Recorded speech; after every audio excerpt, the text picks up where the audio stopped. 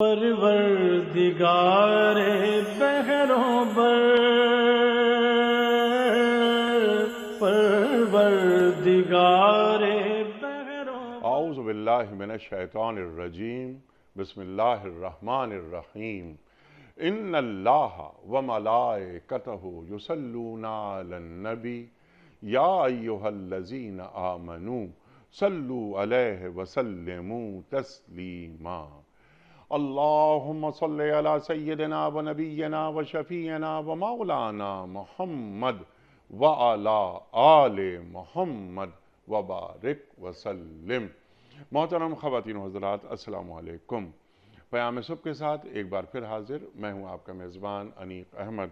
خواتین و حضرات، پیام صبح میں قرآن کریم کے حوالے سے، مختلف آیات کے حوالے سے گفتگو فرماتے ہیں۔ ہمارے ملک کے جید علماء پیر، منگل، بدھ اور جمعرات، ان 4 دنوں میں قرآن کریم کی آیات پر گفتگو ہوتی ہے، اور جمعہ اور ہفتہ 2 دن سوال و جواب کے لیے رکھے گئے ہیں۔ آپ کے سوالات اور ہمارے عہد کے ایک جید مفتی صاحب کے جوابات قرآن و سنت کی روشنی میں۔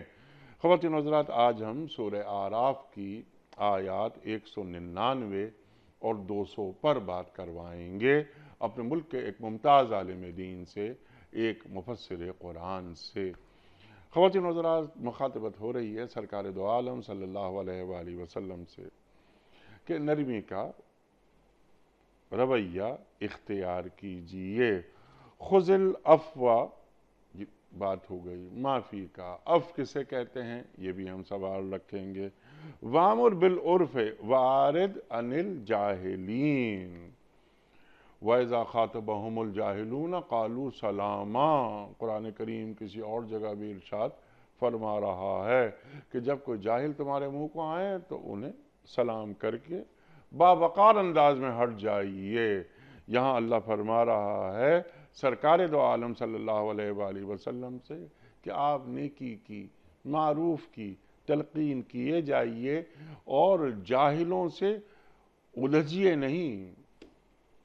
ہمیں سبق دیا جا رہا ہے، ہمیں بتایا جا رہا ہے کہ تمہارا طریقہ کار کیا ہونا چاہیے، ایک داعی دین کو کس انداز سے بات کرنی چاہیے۔ ہاں، اور کبھی آپ کو شیطان اکسائے، سرکار دو عالم صلی اللہ علیہ وآلہ وسلم یہ سوچا بھی نہیں جا سکتا کہ شیطان اکسائے۔ ہمیں بتایا جا رہا ہے کہ اگر شیطان اکسائے تو اللہ کی پناہ مانگ لیجئے۔ تو اللہ کی پناہ کیسے مانگی جاتی ہے؟ شیطان کا طریقہ کار کیا ہوتا ہے؟ ہر دور کا شیطان اپنی چالیں، اپنے حربے کیا الگ الگ لے کر آتا ہے؟ آج کا شیطان، اس کا طریقہ کار کیا ہے؟ اس کے نئے جال کیا ہیں؟ یہ بھی ہم سوال رکھیں گے۔ پھر اللہ تعالیٰ نے یہاں پر اپنی 2 صفات بیان کی ہیں، سمیع اور بصیر، سمیع اور علیم۔ تو یہ سمیع اور اللہ سننے والا بھی ہے اور اللہ جاننے والا بھی ہے۔ یہ 2 صفات کیوں آئی ہیں خاص طور پر؟ سیکھیں گے۔ میرے لیے خوش بختی کی بات کہ تشریف فرما ہے علامہ سید رضی جعفر صاحب قبلہ۔ خواتین و حضرات، ہمارے ملک کا ایک محبوب، مقبول اور ممتاز نام پیام صبح میں تشریف لاتے ہیں، اور کبھی ایسا نہیں ہوا کہ ہم نے علامہ صاحب سے نہ سیکھا ہو۔ علامہ صاحب کو خوش آمدید کہتے ہوئے پروگرام کا آغاز اللہ تعالیٰ کے بابرکت نام سے۔ سورہ اعراف آیات 199 اور 200۔ اعوذ باللہ من الشیطان الرجیم، بسم اللہ الرحمن الرحیم۔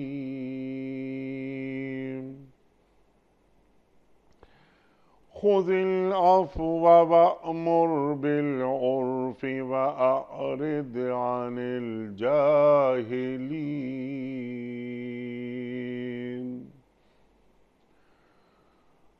وإما ينزغنك من الشيطان نزغ فاستعذ بالله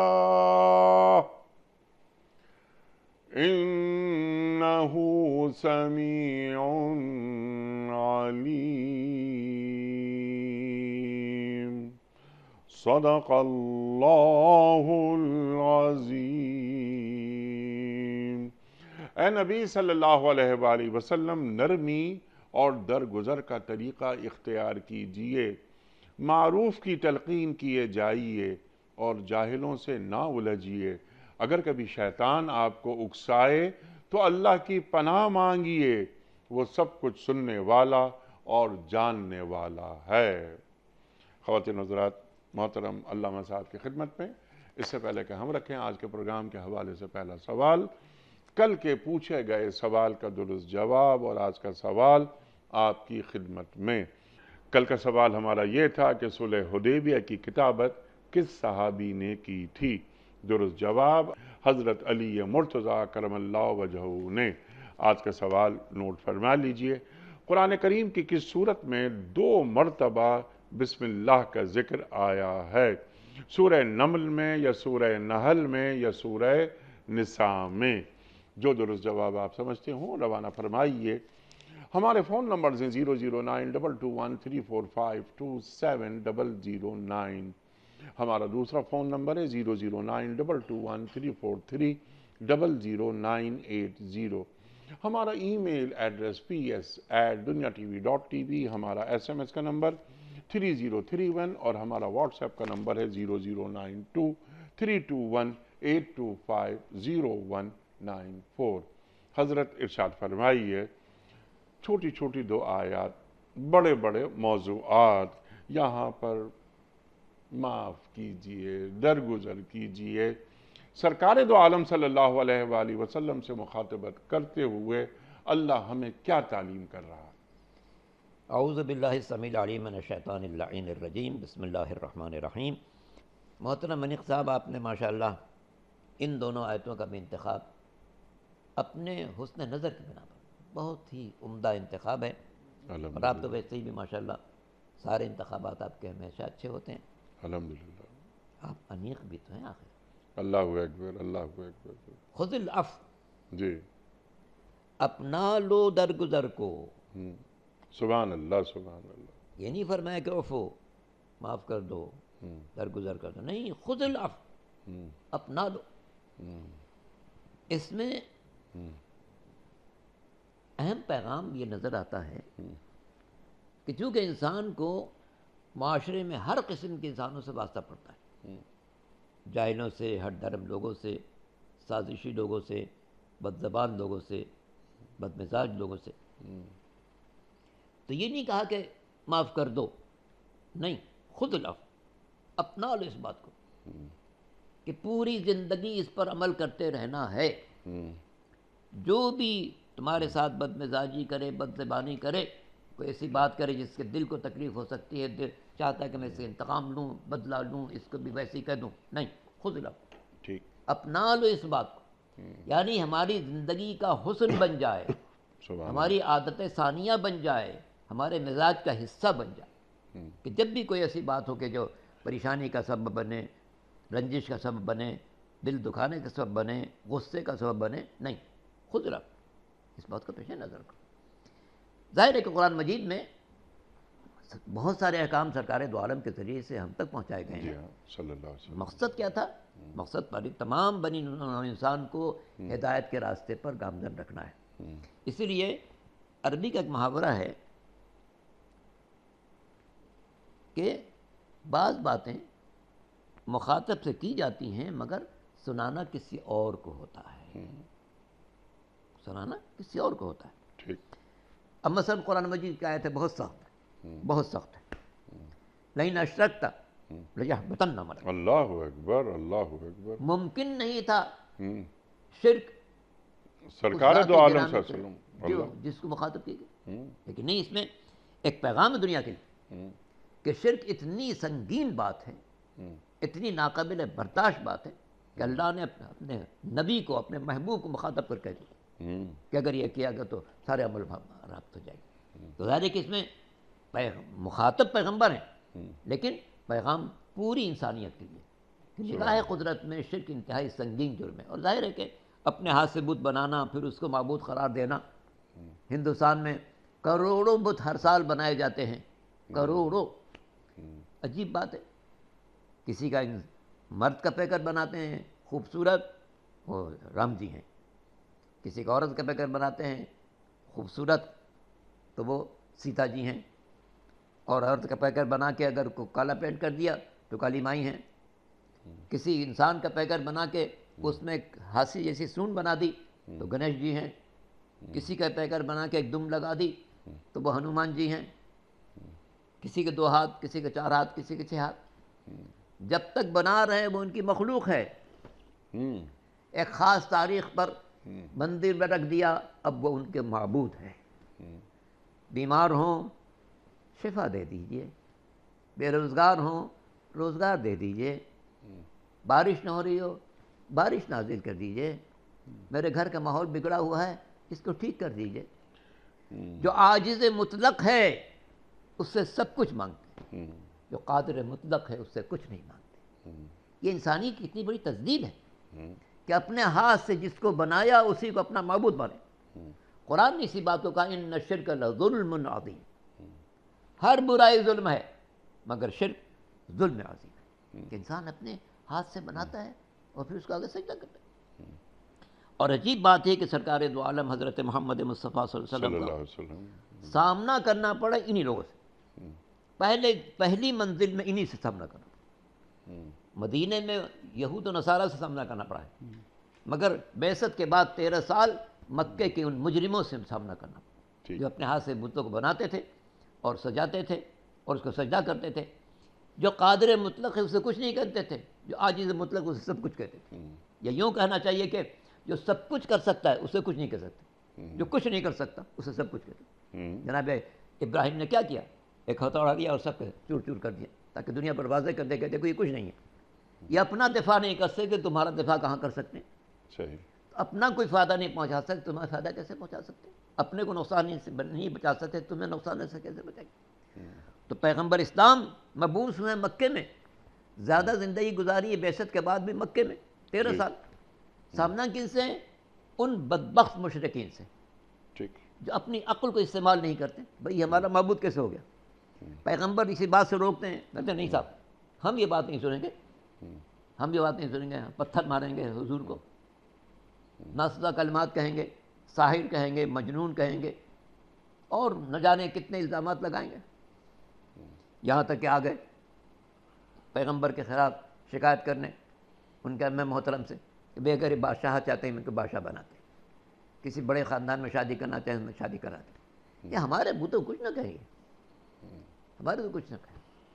تو یہ جو سرکار دو عالم کو حکم دیا جا رہا ہے خذ العفو، چونکہ معاشرہ سنگین ترین معاشرہ ہے جس میں حضور مبعوث ہوئے ہیں، اور بدترین مخالفت حضور کی جا رہی ہے۔ جو ذات 40 برس محبوب القلوب تھی آج پورا شہر اس کے خلاف، جس کا بس چلے پتھر مارنے کا پتھر پھینکتا ہے، جس کا بس نہ چلے وہ گالیاں دیتا ہے، بچوں کو پیچھے لگا دیتے ہیں کہ جس راستے سے گزریں شور مچاؤ تاکہ لوگ ان کی آواز نہ سنیں۔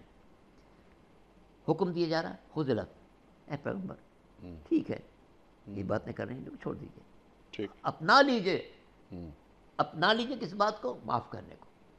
حضور کو مخاطب کیا، ہم سب کو پیغام دیا کہ پوری زندگی اس بات کو پیش نظر رکھو کہ معاشرے میں ہر قسم کے انسانوں سے واسطہ پڑے گا۔ اگر کل پیغمبر کو پتھر کھانے پڑے ہیں، کل پیغمبر کو ناسزا کلمات سننے پڑے ہیں، تمہیں اگر ناسزا کلمات سننا پڑے تو خذ العفو، عفو در کو اپنا لو، نہ صرف کہ معاف کر دو، پوری زندگی سے اپناؤ۔ اس میں ایک پیغام خاص طور سے ان لوگوں کے لیے کہ جو پیغام میں حق پہنچاتے ہیں، مبلغین ہیں، دعوت حق دیتے ہیں، قرآن کی تعلیمات کو پہنچاتے ہیں، ان پر فرض ہے مسجد کی پیش نماز ہو یا مبلغ دین ہو یا خطیب ہو، سب پر یہ ذمہ داری کہ معاشرے میں ایسے لوگ ہیں جو ان کی مخالفت کریں گے، ان کے ناسزا کلمات کہیں گے، ان کی طرف الزام تراشی کریں گے۔ اگر سرکار دو عالم الزام سے نہیں بچ سکے تو تم الزام سے کیسے بچ سکتے؟ لہذا جس طرح سرکار دو عالم نے عفو درگزر کو اپنی زندگی کا نمونہ قرار دیا، تم بھی سرکار دو عالم کے امتی ہو، ان کے فالوور ہو، ان کا اتباع کرنے والے ہو، تو اسی درگزر کو تم بھی اپناؤ جس درگزر کو سرکار دو عالم نے اپنایا تھا۔ کیونکہ اس عفو درگزر کا نتیجہ کیا ہے؟ قرآن مجید میں کہا گیا ہے کہ اگر تم اس بات کو پیش نظر رکھو گے تو جو تمہارا بدترین دشمن ہے کل تمہارا بہترین دوست نظر آئے. سبحان اللہ، سبحان اللہ، سبحان اللہ. اور داعی دین کی ذمہ داریاں کیا ہیں وہ بھی آپ نے یہاں بیان فرما دی. سرکار دو عالم صلی اللہ علیہ وآلہ وسلم کے ذریعے پوری انسانیت کو تعلیم دی جا رہی ہے. اس ذیل میں ایک چھوٹی سی بات، اس کے بعد اگلے موضوع کی طرف کہ نیکی کی تلقین کیے جائیے. یہ اللہ کے رسول سے فرمایا جا رہا ہے صلی اللہ علیہ وآلہ وسلم. ہمیں پورا یقین ہوتا ہے کہ اللہ ہمیں معاف کر دے گا. اب عفو کی یہاں بات، عفو اللہ کی صفت ہے. اللہ اکبر، اللہ معاف کرتا ہے.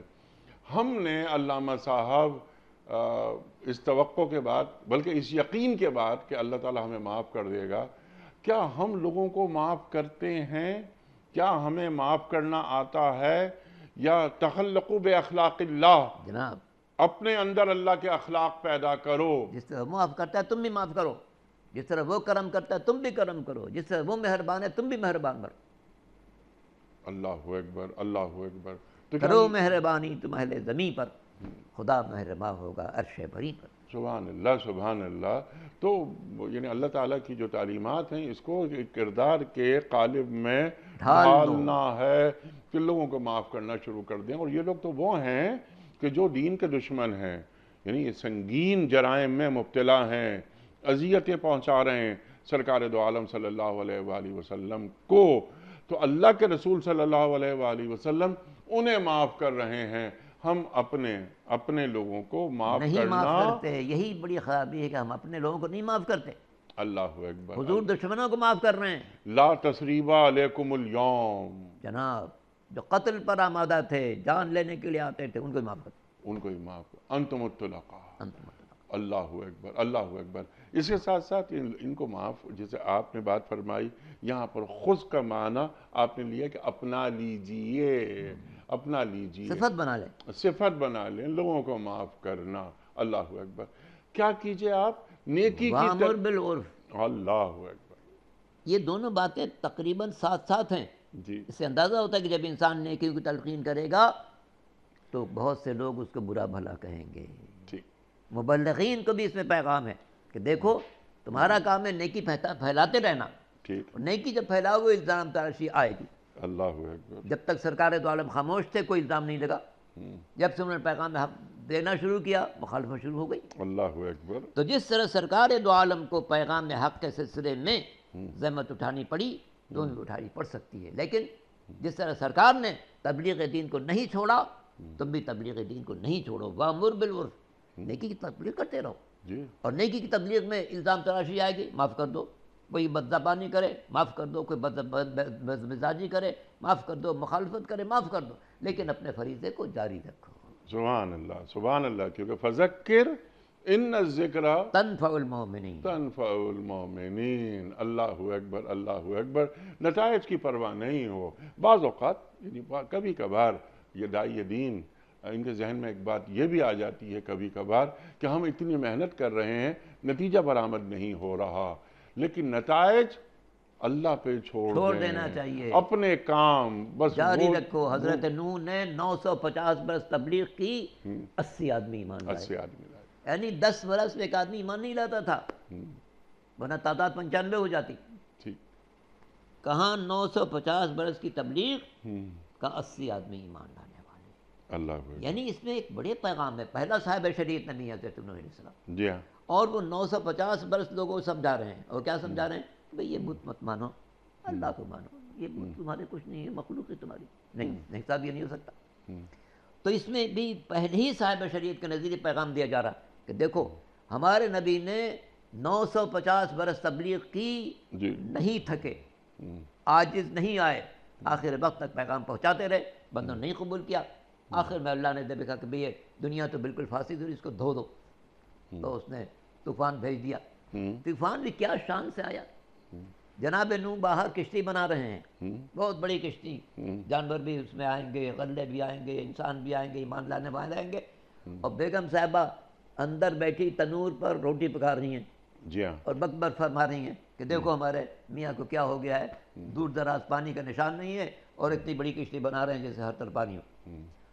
قرآن کے الفاظ فارت تنور، ہوں، اسی تنور سے پانی ابل پڑا. جی ہاں، اب جو پانی ابلا تو بیگم صاحبہ بھی ڈوب گئی، تنور بھی ڈوب گیا، درخت بھی ڈوب گئے، حیوانات بھی ڈوب گئے، انسان بھی ڈوب گئے، حتیٰ پہاڑ بھی ڈوب گیا. اور بیٹا بھی. بیٹا جا رہا تھا پہاڑ پر، باپ نے بلایا کہ بیٹے آ جا، کشتی میں آ جا، بچ جائے گا. صحابی الا جبل یاسر بنی، میں تو پہاڑ پر جا رہا ہوں، بچا لے گا. جواب ہے لا عاصم اليوم، آج کوئی بچانے والا نہیں. دیکھا کتنا سخت منظر ہوگا جب جناب نوح دیکھ رہے ہیں کہ میرا بیٹا میری نگاہوں کے سامنے ڈوب رہا ہے، اللہ اکبر. بچا سکتا ہوں مگر بچ نہیں رہا ہے. قدرت سے کہا پالنے والے یہ تو میرا بیٹا ہے. انہ لیس من اہلک، بیٹا ہونا الگ بات ہے، اہل نہیں ہے. انہ عمل غیر صالح، اس کا عمل برا ہے. کتنی عجیب بات ہے. نوح کا بیٹا اپنا بیٹا اہل سے خارج. جناب سلمان فارسی اللہ پیغمبر کے اطاعت میں اس کامل منزل پر پہنچے، فرمایا سلمان منا اہل بیت، تو سلمان تو گویا ہم اہل بیت میں داخل ہیں. اللہ اکبر، اللہ اکبر. تو عمل سے زندگی بنتی ہے، جنت بھی جہنم بھی. یہ خاکی اپنی فطرت میں نہ نوری ہے نہ ناری. سبحان اللہ، سبحان اللہ. الا الذین آمنوا وعملوا الصالحات، ایمان اور عمل صالح ساتھ ساتھ چلتے رہتے ہیں. اب یہ کہ معروف کی تلقین کیے جائیے. علامہ صاحب معروف کسے کہتے ہیں؟ معروف اور منکر، ٹھیک، یہی دونوں موضوعات ہیں کہ نیکی کے لیے تلقین کرتے رہو، برائی سے روکتے رہو. ٹھیک. لفظ معروف، نیکی کو معروف کہنے کی ایک وجہ محققین نے یہ بھی قرار دی ہے کہ چونکہ انسان کی فطرت مستقیم ہے. ہر انسان کل مولود یولد علی الفطرہ، ٹھیک، ہر بچہ فطرت سلیم پر پیدا ہوتا ہے. ماحول اس کو بگاڑ دیتا ہے. بابا ہو یہ میدان نہیں، یہ مجسا نہیں، وہ نصرانی. ماں باپ یہودی ہیں، بچہ یہودی ہو گیا. ماں باپ نصرانی، بچہ نصرانی ہو گیا. ماں باپ مجوسی، بچہ مجوسی ہو گیا. ورنہ پیدا ہوا تھا فطرت سلیم پر. ٹھیک. تو فطرت سلیم ہر نیکی کو پسند کرتی ہے. معروف یعنی جو پسندیدہ ہے، جو پہچانا ہوا ہے. فطرت نیکی کو پہچانتی ہے، اور منکر برائی کو پسند پہچانتی ہی نہیں ہے. تو گویا فطرت جس بات کو پہچان رہی ہے، شریعت نے اسی کو انسان کے لیے لازمی قرار دیا ہے کہ تمہاری فطرت میں بات تھی، ماحول نے تمہیں خراب کر دیا. تمہاری فطرت میں تھا کہ سچائی کو اختیار کرو، ماحول نے تمہیں جھوٹ کی طرف لگا دیا. تمہارے فطرت میں یہ تھا کہ پاکیزگی اختیار کرو، دنیا نے تمہیں آلودگی پر آمادہ کر دیا. تمہاری فطرت میں یہ تھا کہ بنی نوع انسان کے ساتھ اچھائی کرو، یہ ماحول نے تمہیں برے راستے پر ڈال دیا. تو معروف یعنی نیکیوں کو معروف اس لیے کہا جاتا ہے کہ انسان کی جو بنیادی فطرت ہے اس سے ہم آہنگ ہے. اور منکر کو، برائی کو منکر اس لیے کہا جاتا ہے کہ انسان کی جو بنیادی فطرت ہے وہ اس کو انجان پر سمجھتی ہے. لہذا انسان کو پوری زندگی پر کوشش کرنی چاہیے کہ میں نیکی میری ذات میں ایسی داخل ہو جائے کہ میری فطرت پہچان رہی ہو کہ ہاں یہ نیکی ہے، اور میری فطرت انجان بن رہی ہو ہر قسم کی برائی سے. سبحان اللہ. اچھا، معروف سے یعنی نیکی سے، فطرت سلیم سے میری آگاہی تو ہو گئی، لیکن کیا یہ ضروری ہے کہ جس تک میں دین کی دعوت پیش کر رہا ہوں وہ بھی فطرت سلیم سے، ان کے تقاضوں سے مکمل آگاہ ہو؟ اصل میں اگر انسان جو کہہ رہا ہے اس پر خود بھی عامل ہو، اثر ہوتا ہے. اثر ہوتا ہے. ایک انسان بہت پاک و پاکیزہ ہے اور اس کی سیرت بھی اچھی ہے، کردار بھی اچھا ہے، لوگ بھی پہچانتے کہ ہاں بھی ہمیشہ نیکی کی راہ پر ہے. تو اسی لیے کہا گیا ہے کہ دل سے جو بات نکلتی ہے اثر رکھتی ہے، پر نہیں طاقت پرواز مگر رکھتی ہے. ٹھیک ہے. تو جو انسان خود صالح ہو، نیکیوں کا خوگر ہو، جب وہ نیکی کا پیغام پہنچاتا ہے تو اس کی بات میں اثر ہوتا ہے. ٹھیک. اور اگر کوئی بیان تو کر رہا ہو لیکن خود عامل نہ ہو تو بات بے اثر ہو جاتی ہے. ٹھیک. اس لیے احادیث میں تاکید کی گئی ہے کہ جس بات کو تم پہنچا رہے ہو پر اس پر عامل بن جاؤ. ٹھیک ہے. آپ یعنی جو عالم بے عمل نہیں ہونا چاہیے. یہ روایت بھی ہم نے پڑھی ہے کہیں جی کہ ایک شخص آیا اور اس نے اپنے بچے کے بارے میں حضور سے کہا کہ یہ حضور یہ بچہ میٹھا بہت کھاتا ہے، کچھ اس کو نصیحت فرمائیے. اچھا لے جاؤ، بعد میں لے آنا. چلے گئے. بعد میں دوبارہ وہ 1-2 دن کے بعد آیا تو پھر حضور نے کہا بھائی دیکھو تمہارے باپ کہہ رہے ہیں کہ میٹھا مت کھایا کرو، تو تم بھی میٹھا کم کھایا کرو. تو لوگوں نے تعجب سے پوچھا حضور یہ بات اتنی سہل سی بات تھی, ہم سمجھے تھے کوئی وہی کا انتظار کریں گے آپ نے کیوں اتنے دن اس کو انتظار کرا ہے؟ کہا میں چونکہ خود میٹھے کا عادی ہوں, میں نے پہلے میٹھا چھوڑا اللہ اکبر, تاکہ میں اس کو نصیحت کر سکوں. سبحان اللہ. جب میں نے 2 دن میں میٹھا نہیں کھایا, اب میرے لیے حق پیدا ہوگا کہ میں اس کو نصیحت کر سکوں. اس میں بھی پیغام ہے ہر مسلم کے لیے ٹھیک, کہ جس بات کی نصیحت کرنا چاہتے ہو ٹھیک, اس پر پہلے خود عمل کرو, سبحان اللہ. تاکہ عمل تمہارا گواہی دے کہ ہاں بھائی تمہاری بات سے جو زبان سے بات نکل رہی ہے وہ سچ نکل رہی ہے. سبحان اللہ, سبحان اللہ. ایسا نہ ہو کہ گفتار اور کردار میں ہم آہنگی نہ ہو, تو پھر بے اثر ہو جائے گی, بے اثر ہو جائے گی. اللہ اکبر. اچھا, اب یہ معروف کی بات آپ نے بیان فرما دی کہ وہ جو فطرت سلیمہ ہوتی ہے اس کے تقاضوں کے مطابق ہی دین کا پیغام آگے بڑھتا ہے. میں صرف آپ سے ایک سوال یہ رکھنا چاہ رہا تھا, اور میں چاہتا ہوں ذرا اس پر آپ بات فرمائیں کہ جن تک دین کا پیغام پہنچ رہا ہے یا جن تک دین کی سچائیاں پہنچ رہی ہیں ان کے پاس فطرت سلیم آئی ہی نہیں.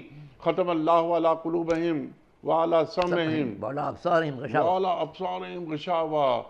تو اگر سامنے والے کے دل میں میری بات نہیں اتر رہی, میرے پاس تو عقل سلیم ہے اور یہ معروف کی بات میں کر رہا ہوں, پھر بھی مجھے اپنا کام کرتے رہنا چاہیے کہ اگر وہ یہ ریسیونگ اینڈ سے اچھا رسپانس نہیں آ رہا تب بھی کہ یہ کام یہ اللہ کا کام ہے, جاری رہنا چاہیے.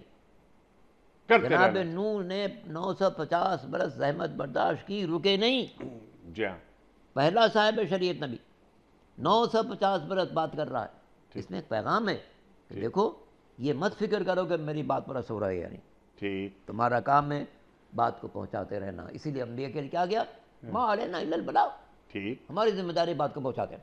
سبحان اللہ. اور اس بات کو پہنچانے کے لیے ہر قسم کے زحمت اٹھائی, ہر قسم کے پتھر کھائے, ہر قسم کے الزام تراشی سمجھی, گھروں سے بے گھر کیے گئے, جلا وطن کیے گئے, حتیٰ کہ قتل کر دیے گئے. انبیاء بنی اسرائیل میں کتنے ہیں جو روزانہ قتل ہوتے رہے. یہ بنی اسرائیل اتنے بد سرش اپنے انبیاء کو ناحق قتل کرتے رہتے. جی ہاں, تو یہ پیغام الہی پہنچاتے رہنا چاہیے. جو انبیاء کے فالوور ہیں, جو مسلم ہے, جو پیغمبر اسلام صلی اللہ علیہ وسلم پر ایمان رکھتا ہے, اس پر فرض ہے کہ پیغام پہنچاتا رہے.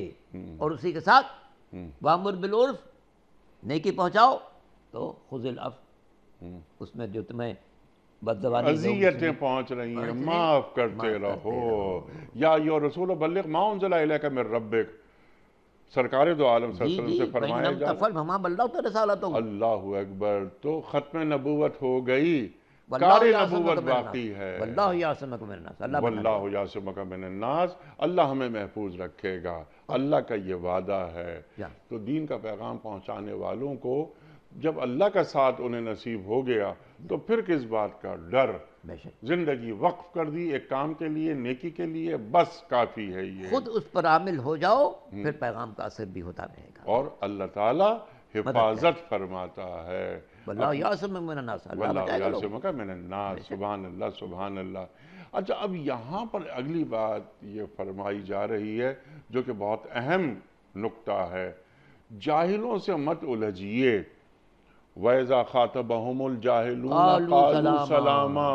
کسی اور جگہ اللہ نے رکھا ہے قرآن کریم میں کہ جب یہ جاہل تمہارے منہ کو آئیں تو انہیں سلام کر کے ہٹ جائیے. مروا کراما, معزز طریقے سے گزر جاؤ. اللہ اکبر, اللہ اکبر. تو کیا فرما رہا ہے اللہ یہاں؟ چونکہ ظاہر ہے کہ ہم اگر اس دور کو پیش نظر رکھیں جس میں حضور اکرم صلی اللہ علیہ وسلم مبعوث برسالت ہوئے, اور آج بھی اس کو برتا جا سکتا ہے, چونکہ مکے میں ہر طرف شرک تھا. جی, اب جب گزرتے تھے قولوا لا الہ الا اللہ, تو لوگ کہتے ہیں اچھا ہمارے بہت سارے خدا ہیں, وجعل الآلہۃ الہا واحدا, اتنے سارے خداؤں کو ایک کر دیا اس نے. تو میں سمجھتا ہوں کہ سرکار دو عالم کا مشن جو تھا وہ سخت ترین مشن تھا, کہ جو پورا معاشرہ جو شرک میں ڈوبا ہوا ہے, ہر طرف بت رکھے ہوئے ہیں, کہ اللہ کے گھر میں طاقوں پر ہر طرف بت رکھے ہوئے ہیں, صفا اور مروہ کی پہاڑیوں پر بت رکھے ہوئے ہیں.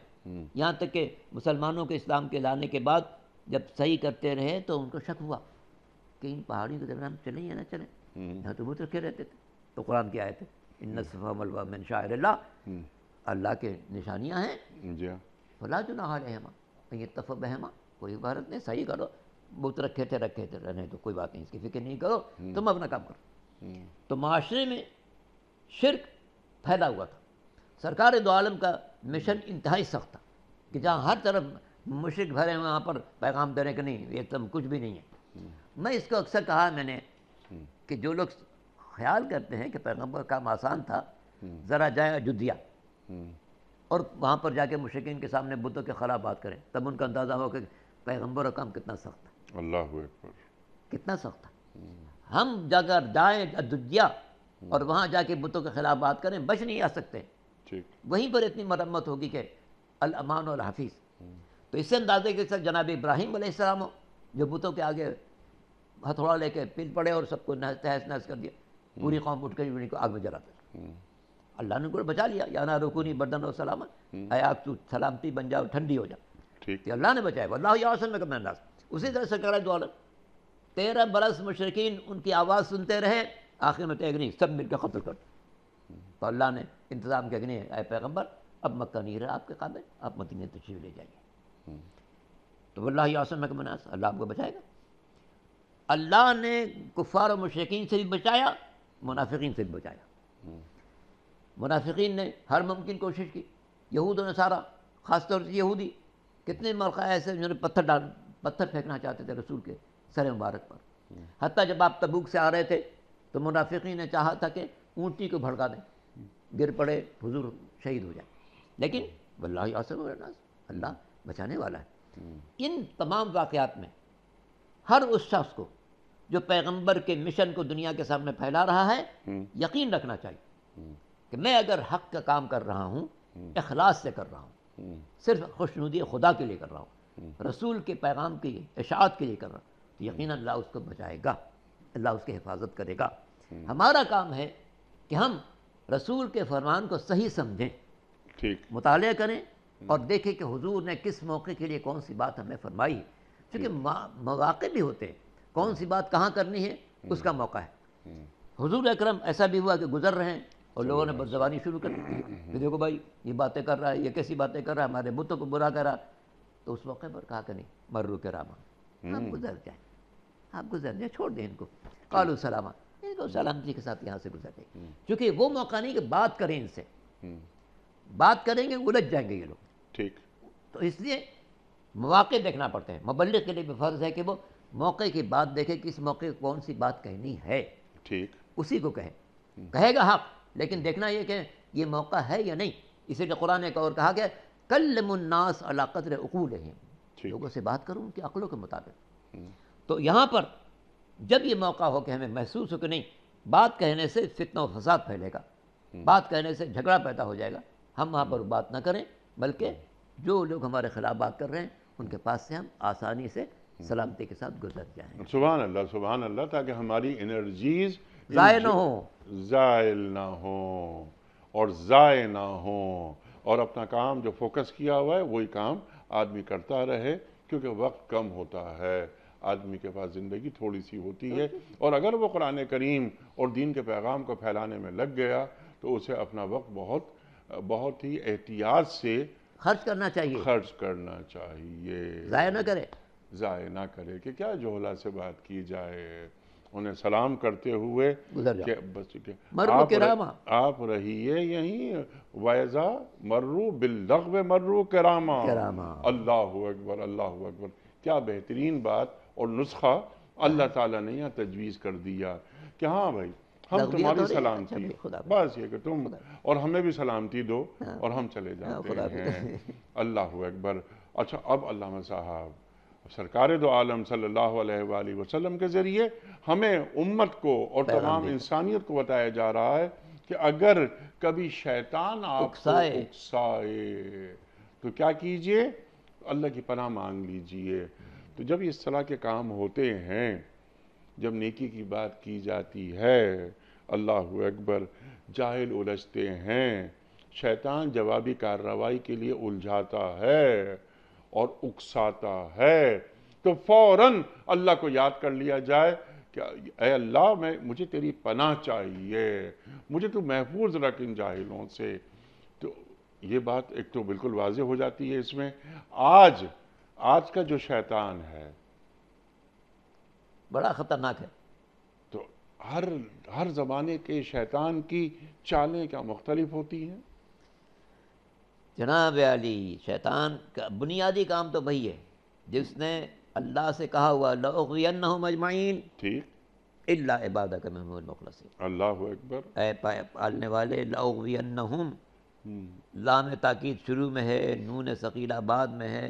بار بار میں تو لازماً اور ضرور ان کو بہکاؤں گا جی اور تیرا صراط مستقیم سے ہٹاؤں گا. ٹھیک ہے. الا عبادک منہم المخلصین. ٹھیک. ہاں، تیرے مخلص بندے محفوظ رہیں گے. ٹھیک. اس میں بھی ایک بات پیش نظر رکھیں. ایک تو شیطان کی قسم بھی ہے کہ میں ان کو بہکاؤں. ٹھیک. اس لیے ہمیں چوکنا رہنا چاہیے. میں بہکانے کی کوشش کرے گا لیکن ساتھ میں تسلی بھی ہے. لا عبادک منہم المخلصین. ہاں، مخلص بندوں کو نہیں بہکا سکتا. تو میں کوشش کروں مخلص بندوں میں شامل رہوں، مخلص بندوں کا فالوور کروں. جن بندوں کو اللہ نے مخلص قرار دیا ہے میں ان کا فالو بنوں تاکہ شیطان کا اثر ہم پر نہ ہونے پائے. یہ جو جملہ ہے اما ینزغنک من الشیطان نزغ، اس میں یہ بات ہے سرکار سے مخاطب ہے لیکن ظاہر ہے کہ پیغام امت کو ہے، جس سے کہ میں نے عرض کیا تھا کہ لئن اشرکت لیحبطن عملک. پیغمبر سے شرک کی کوئی امکان ہی نہیں ہے لیکن اللہ نے کہہ دیا. یہاں پر بھی شیطان پیغمبر کو اکسا نہیں سکتا لیکن اس میں پیغام ہے بندوں کے لیے. دیکھو، جب تم حق کا پیغام پہنچانا چاہو گے تو شیطان ضرور ورغلائے گا. اس کام ہے یہ وسوسہ فی صدور الناس، لوگوں کے دلوں میں وسوسہ ڈالنا. مولانا صاحب خواہ ہمیں ڈراتے رہتے ہیں یہ جہنم مل جائے گی، یہ کچھ نہیں ہوگا بھائی، کچھ بھی نہیں ہوگا. بس ہم اللہ کا نام لیتے چلے جائیں گے. رسول کا کہنے، ہم تو رسول کے امتی تھے. جب رسول کے امتی تھے تو ہمیں اللہ کا کوئی عذاب نہیں ہونے والا. یہ جو شیطان وسوسے ڈالتا ہے پیش نظر رکھنا چاہیے کہ اگر شیطان اکسا رہا ہے فاستعذ باللہ، اللہ سے پناہ مانگو. پالنے والے، یہ شیطان میرے راستے میں رکاوٹ ڈال رہا ہے، میں تیرے دین کو پھیلانا چاہ رہا ہوں، تیرے نبی کی بات کو پھیلانا چاہ رہا ہوں، یہ رکاوٹ ڈال رہا ہے. میرے مالک، تو میری مدد و نصرت فرما اور مجھے اس کے شر سے محفوظ فرما تاکہ میں تیرا پیغام، تیرے نبی کا پیغام اور جو احکام تو نے اپنے پیغمبر کو بھیجے میں بندگان خدا تک پہنچا سکوں اور اپنے دل کو میں تقویت پہنچاؤں کہ میرا مالک میرا مددگار رہے گا اور دشمن کی تمام سازشیں ناکام ہوں گی. اس کی یہ بات تو کنفرم ہے، شیطان کسی کو برائی پر مجبور نہیں کر سکتا، ٹھیک. اکساتا ضرور ہے. ٹھیک. لہٰذا مجھے یقین رکھنا چاہیے کہ مجھے مجبور تو نہیں کر سکتا ہے. ٹھیک. ہاں، میرے کام میں رکاوٹ ڈال سکتا ہے. میں اس کے لیے اللہ سے پناہ مانگتا ہوں. پالنے والے، میں جو بات کہنا چاہ رہا ہوں تیرے دین کی خاطر کہنا چاہ رہا ہوں، تیری خوشنودی کہنا چاہ رہا ہوں. شیطان جو رکاوٹیں ڈال رہا ہے تو اس کا ازالہ فرما، مجھے بھی اس کے شر سے محفوظ فرما، بندگان خدا کو بھی محفوظ. سبحان اللہ. تو جیسے میں نے عرض کیا تھا ایک سوال کی شکل میں کہ ہر دور کے شیطان کے اپنے حربے ہوتے ہیں اور وقت بدلنے کے ساتھ ساتھ وہ حربے بھی تبدیل ہوتے رہتے ہیں. ان سے بچاؤ کے لیے، اپنے آپ کو محفوظ رکھنے کے لیے کیا ہمیں کرنا چاہیے؟ مجھے ایک حدیث یاد آ رہی ہے. ارشاد. اوہو، کیا حدیث ہے، لگتا ہے جیسے آج فرمائی. جی. فرمایا علیکم بالحدثان لا یختطفہم الزمان. اپنی نسل نو کو بچانے کی کوشش کرنا، ایسا نہ ہو زمانہ ان کو اچک لے. اللہ اکبر. اللہ اکبر. اختطاف کہتے ہیں اوپر سے آ کر جھپٹ لینے کو. اللہ اکبر. جیسے شکاری پرندے فضا میں ٹہلتے رہتے ہیں، زمین پر دیکھا اچھا کون سا چوزا ہے جو اس کو میں اچک سکتا ہوں. اس نے جھپٹا مارا اور اس چھوٹے سے بچے کو لے کر چلا گیا. اس میں اشارہ ہے اس حدیث میں مستقبل میں ایسے سیٹلائٹ ایجاد ہوں گے جو ذہنوں کو خراب کرنے والے ہوں گے. اپنی نسل کو، اپنے نوجوانوں کو دین میں پختہ کر دو تاکہ یہ جو سیٹلائٹ کے ذریعے برائیاں آ رہی ہیں ان سے ان کو بچا سکو. شیطان ہر دور کے تقاضوں کے اعتبار سے کام کرتا رہتا ہے. جناب آدم کے زمانے اس کا طریقہ اور تھا، نوح کے زمانے میں اور تھا. آج کے دور میں اس نے دنیا کے ان ظالم حکمرانوں کو اپنے قبضے میں لے رکھا ہے اور وسائل پر حاوی ہو کر وہ ایسے مسموم خیالات بھیج رہا ہے تاکہ انسان اپنے دین سے منحرف ہو جائے. مرد مسلم کا فرض ہے کہ وہ سب سے پیش نظر رکھے میرے سرکار کا کیا حکم ہے.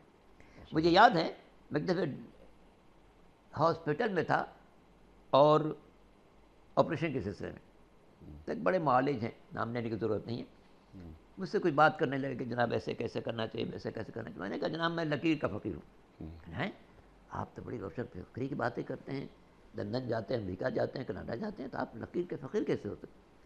میں نے کہا جب میں کوئی کام شروع کرتا ہوں تو ایک لکیر کھینچتا ہوں کہ یہ لکیر حضور تک پہنچ گئی اللہ سمجھوں گا صحیح ہے، اللہ اکبر. اور اگر حضور تک نہیں پہنچی میں غلط ہوں. تو میں اس لکیر کا فقیر ہوں.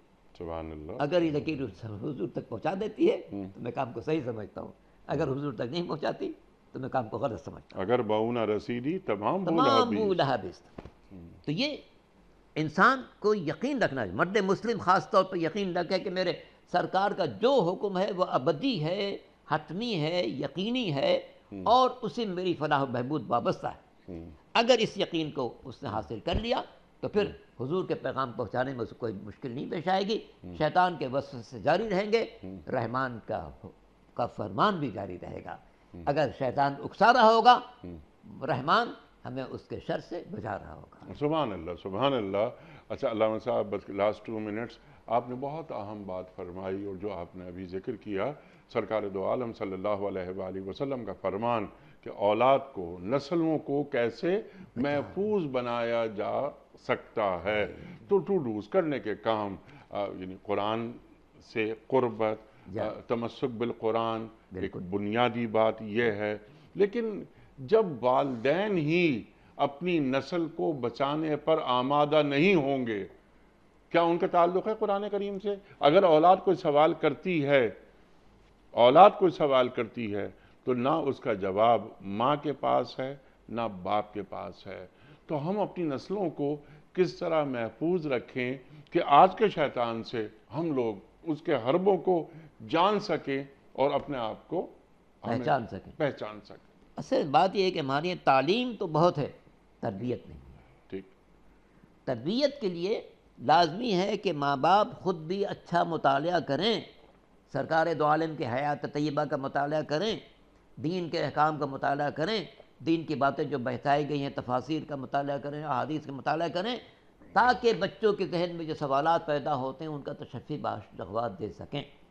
بچوں کے اگر سوال کا تشفی بخش جواب مل جائے تو ان کا ذہن مطمئن ہو جاتا ہے، اور اگر تشفی بخش جواب نہ ملے تو ان کا ذہن پراگندہ ہو جاتا ہے. اس لیے ماں باپ ضرور دین کی اتنی معلومات رکھتے ہوں کہ بچہ جو سوال کرے اس کا صحیح جواب دے سکے. سبحان اللہ سبحان اللہ. اور اسے لاجواب نہ کریں، اسے قائل کریں، مطمئن دلائل سے مطمئن کریں، اور وہ دین سے بچہ قریب خاموش ہو، نہ کریں، نسلوں کو محفوظ بنائیں.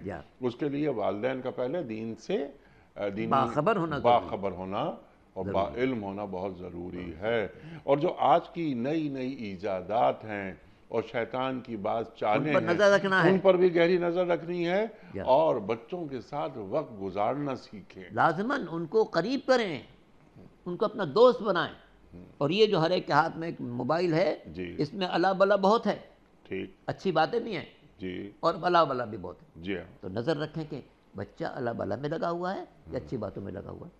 اس میں قرآن بھی موجود ہے، سرکار کے دو عالم کے ارشادات میں موجود ہیں، حکمت کی باتیں موجود ہیں، نصیحت کی باتیں موجود ہیں، انسان کو انسان بنانے والی باتیں موجود ہیں. ان کی طرف توجہ ہے یا یہ کہ اللہ بالا کی طرف توجہ ہے. لہٰذا ماں باپ اپنے اولاد پر بھرپور توجہ رکھیں، ان کو دوست بنائیں، ان کے ذہن سے ہم آہنگی پیدا کریں، کچھ وقت ان کے لیے روزانہ خرچ کریں تاکہ ان کے ذہن میں جو سوالات پیدا ہوتے ہیں ان کے مثبت جواب دے کر ان کو قانع کر سکیں، خاموش نہ کریں. سبحان اللہ سبحان اللہ. علامہ صاحب آپ کا بہت شکریہ. آپ نے ہمیں تعلیم کیا، معاف کرنا لوگوں کو وہ ہمیں سیکھنا چاہیے. یہ آیت ہمیں یہ بتا رہی ہے. نیکی کی تلقین کی جائیے، جاہلوں سے نہ الجھیے، اور جب شیطان اکسائے تو اللہ کی پناہ مانگ لی جائے. صبر تحمل اپنے اندر پیدا کر کے خود کو اللہ کے سپرد کر دیا جائے. سبحان اللہ. میں آپ کا بڑا ممنون. ہمیشہ کی طرح علامہ صاحب آج بھی ہم نے آپ سے بہت سیکھا. اللہ آپ کو سلامت رکھے. خواتین حضرات، واقعہ مکمل ہوا ہمارے آج کے پروگرام کا. کوئز کل کا سوال ہمارا یہ تھا کہ صلح حدیبیہ کی کتابت کس صحابی نے کی تھی؟ درست جواب حضرت علی مرتضیٰ کرم اللہ وجہہ نے۔ آج کا سوال نوٹ فرما لیجئے، قرآن کریم کی کس صورت میں 2 مرتبہ بسم اللہ کا ذکر آیا ہے؟ سورہ نمل میں یا سورہ نحل میں یا سورہ نساء میں؟ جو درست جواب آپ سمجھتے ہوں روانہ فرمائیے۔ ہمارے فون نمبرز ہیں 00922134527 ہمارا دوسرا فون نمبر ہے 0092224300980 ہمارا ای میل ایڈریس ps@dunyatv.tv ہمارا SMS کا نمبر 3031 اور ہمارا واٹس ایپ کا نمبر ہے 009232182509194۔ علامہ صاحب وقت قرآن اندازی کا برائے کرم ایک پرچی نکال کر آپ اعلان فرما دیجئے آج کے ونر کون ہیں؟ بسم اللہ الرحمن الرحیم۔ محترمہ عائشہ صاحبہ، محترمہ عائشہ صاحبہ، عائشہ صاحبہ، ہاؤس نمبر 7، جی شہر کا نام بتا دیجئے بس۔ شہر لاہور۔ لاہور۔ محترمہ عائشہ صاحبہ، آپ کا تعلق لاہور سے، آپ کی خدمت میں دنیا ٹی وی کی جانب سے دینی کتب پر مشتمل گفٹ ہیمپر آپ کے گھر روانہ کیا جا رہا ہے۔ آپ کو بہت بہت مبارک ہو۔ پیام صبح کا اختتام ہوتا ہے روزانہ ایک قول پر، اور وہ قول ہوتا ہے صاحب نہج البلاغہ امیر المومنین حضرت علی مرتضیٰ کرم اللہ وجہہ کا۔ آپ فرماتے ہیں سبحان اللہ سبحان اللہ، کیا قول ہے کہ اہل فضل اور اصحاب کمال کے ساتھ میل جول رکھو تاکہ سعادت اور بزرگی حاصل ہو۔ سبحان اللہ، سبحان اللہ سبحان اللہ۔ کیا کہتے ہیں؟ اہل فضل اور اصحاب کمال کے ساتھ میل جول رکھو تاکہ سعادت اور بزرگی حاصل ہو۔ اللہ اکبر۔ سبحان اللہ۔ اپنے میزبان انیق احمد کو کل تک کے لیے اجازت دیجیے۔ خدا حافظ۔ پروردگار